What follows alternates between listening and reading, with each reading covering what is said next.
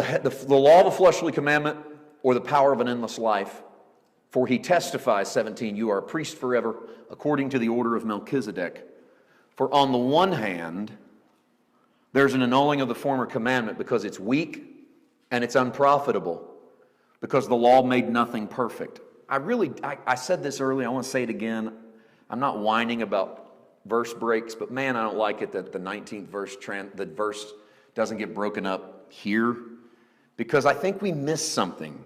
There's just a comma at the end of 18, okay? So 18's not finished. 18's one hand. I got two hands. On one hand, I got all of 18 and the first line of 19. And then on the second hand, I got the rest of 19. It would just been cleaner if that last sentence... Okay, so here's what I want to do. On the one, let's deal with the one hand, all right? It's going to take all of 18. It's going to take a little bit of 19. Okay, that's how we're going to read it. On the one hand, what do we have? On the one hand is the annulling of the former commandment because it's weak, it's unprofitable, because the law doesn't make anything perfect. So what is on the one hand? The law that doesn't make anything perfect. And what is that law, according to that verse? Weak and unprofitable. This is a little bit hard to swallow. The author is saying that the law of God, through Moses and Aaron, until Jesus, is weak and unprofitable because it doesn't make people perfect. Now, if the standard was something else, we might not have this hand.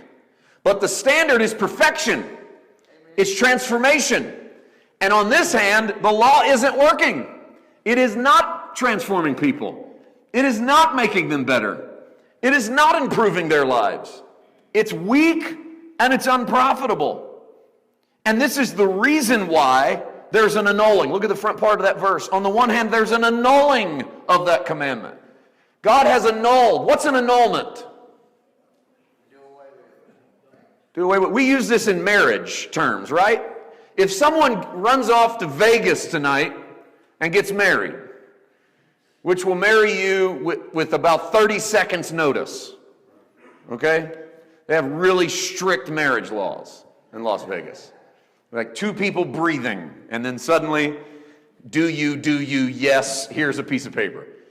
That dude is probably going to get what? What's probably going to happen to that marriage when you get back home? It's okay, you can say it. It's going to get annulled, right? Probably before you get back home. Okay, now, what is the term? What does that say to us? It says that which had been binding is no longer binding, right? That which had been joined is no longer joined.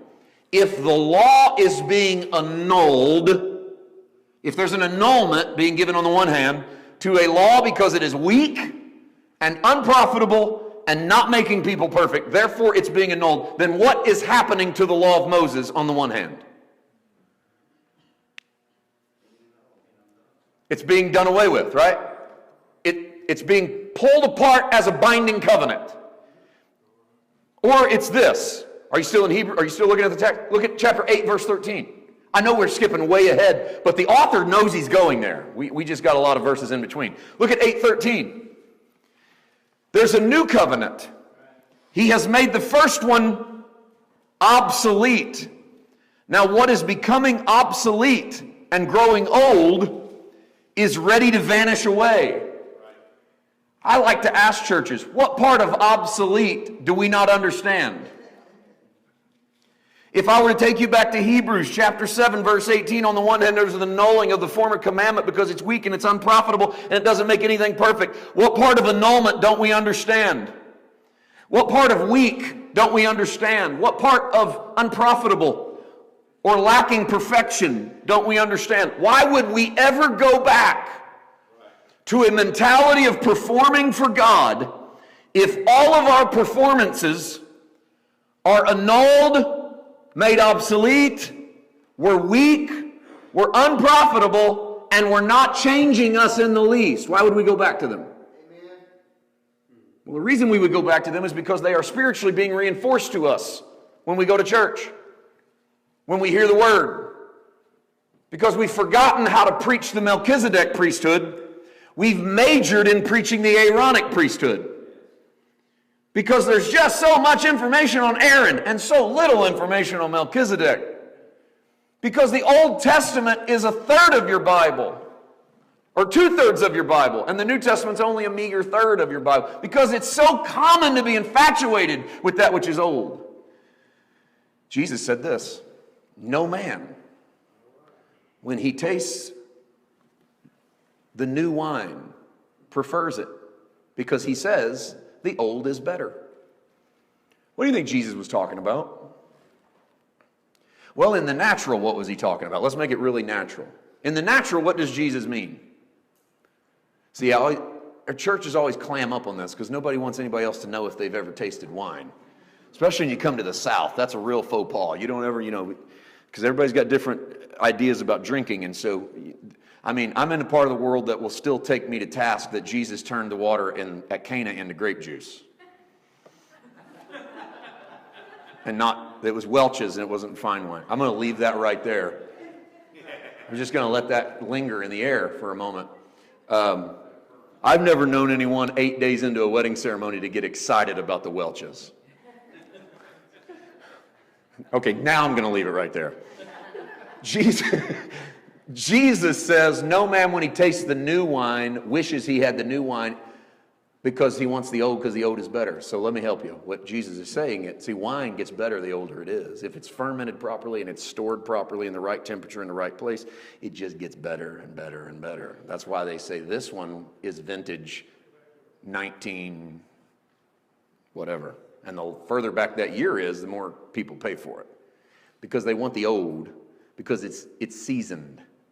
So Jesus says, no man when he tastes the new wine is going to want the new wine. He's going to want the old because the old's more familiar to him. The old's better to him. Did you know Jesus said this right on the other side of saying, don't carry new wine in an old wineskin and don't put a new patch on an old garment. In other words, listen, I've given you a whole new thing. Don't carry it in an old thing. You have a whole new thing. Don't put it in an old vessel. Put it in a new vessel.